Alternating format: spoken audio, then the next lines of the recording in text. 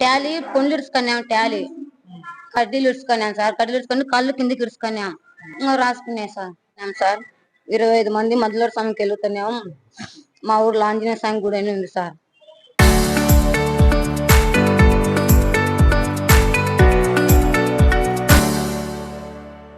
అది రాసుకొని ముగ్గురికి గాయాలైనాయి సార్.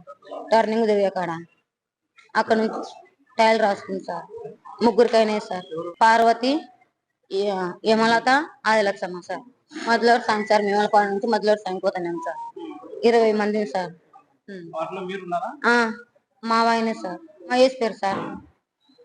వేమలపాడు గ్రామం, అవుకు మండలం, నంద్యాల జిల్లా. మేము ఈరోజు ఉదయం మదిలేరు స్వామికి బయలుదేరుతామండి. ట్రాక్టర్లో మేము 20 నెంబర్స్ దాకా ఉన్నామండి. కొద్దిగా ముందు మా ఇంటికాడ నుంచి కదిలి 100 మీటర్లు వచ్చేకల్లా ఆంజనేయ స్వామి టర్నింగ్ ఉందండి.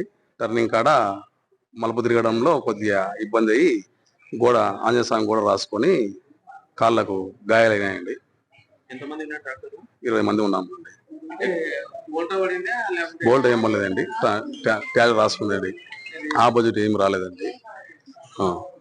జి పార్వతి ఒక ఆయమ్మ 30 సంవత్సరాలు ఉంటాయండి. ఆదిలక్ష్మ 50 సంవత్సరాలు ఉంటాయండి. హేమలత డమాల హేమలత 35 సంవత్సరాలు ఉంటాయండి.